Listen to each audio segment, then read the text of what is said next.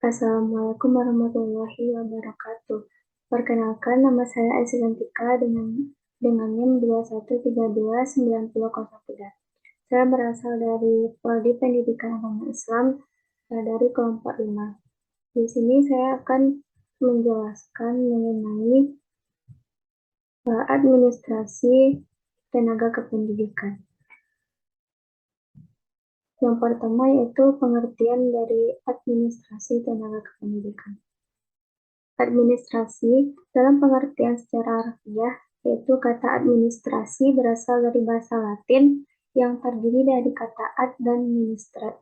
Kata ad mempunyai arti sama dengan kata to dalam bahasa Inggris yang berarti ke atau kepada, dan kata ministrat sama dengan kata to serve atau to conduct yang berarti melayani, membantu, dan mengarahkan dalam bahasa Inggris, yaitu to administer berarti pula mengatur, memelihara, dan mengarahkan.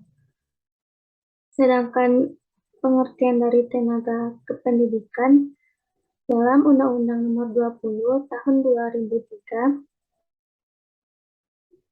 Bab 9 Pendidik dan Tenaga Kependidikan Pasal 39 yaitu tenaga pendidikan bertugas melaksanakan administrasi, pengelolaan, pengembangan, pengawasan, dan pelayanan teknis untuk menunjang proses pendidikan pada satuan pendidikan.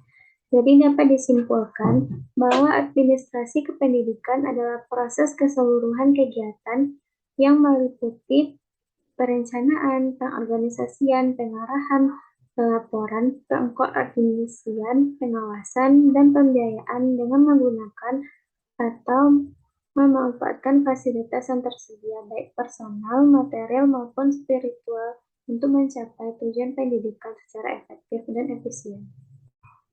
Selanjutnya ada proses administrasi tenaga kependidikan. Ada yang pertama yaitu pengadaan tenaga kependidikan. Pengadaan tenaga personel adalah proses kegiatan untuk mengisi formasi yang kosong. Perlu diketahui bahwa lowongan suatu formasi di samping disebabkan karena pengembangan lembaga dengan menambah jabatan-jabatan baru, juga disebabkan oleh adanya personel-personel lembaga yang berhenti. Pengadaan ini diselenggarakan dengan langkah sebagai berikut. Yang pertama, adanya pengumuman adanya informasi baru.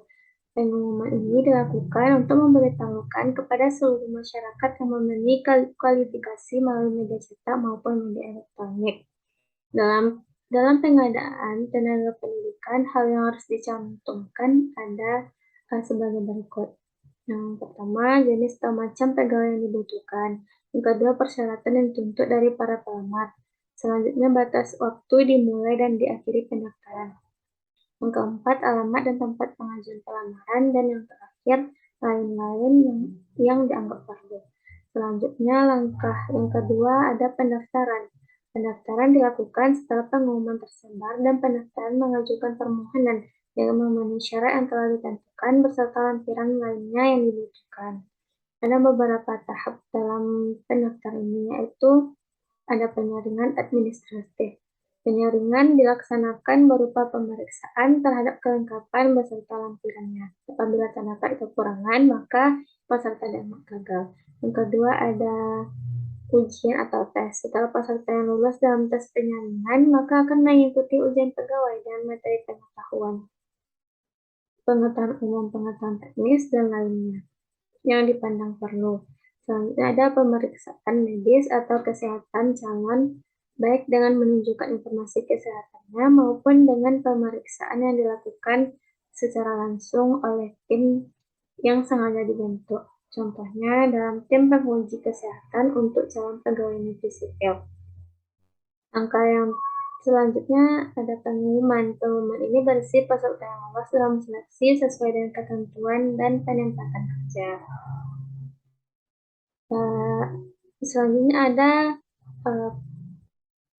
proses yang selanjutnya ada penempatan. Penempatan ini merupakan tindakan pengaturan atas seseorang untuk menempati suatu posisi atau jabatan.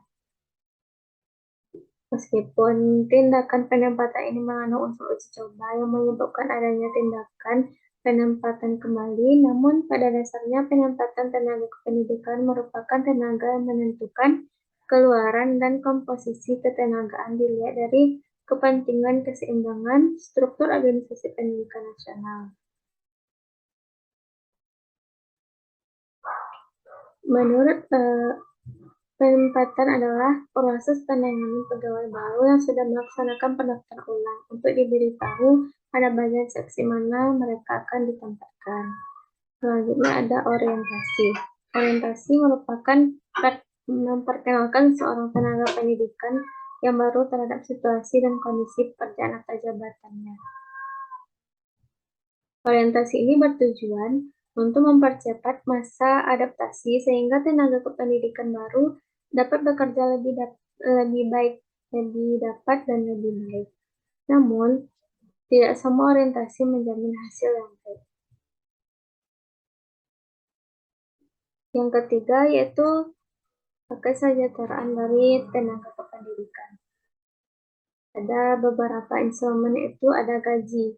Gaji di dalam Undang-Undang Nomor 14 Tahun 2005 tentang guru dan dosen dinyatakan bahwa yang dimaksud dengan gaji adalah hak yang diterima oleh guru atau dosen atas pekerjaannya dari penyelenggaraan pendidikan atau satuan pendidikan dalam bentuk finansial secara berkala sesuai dengan peraturan perundang-undangan.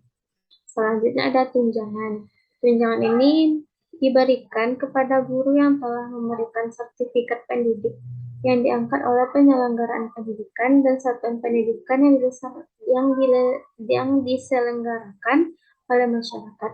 Besarnya tunjangan profesi adalah sebesar gaji pokok guru tersebut.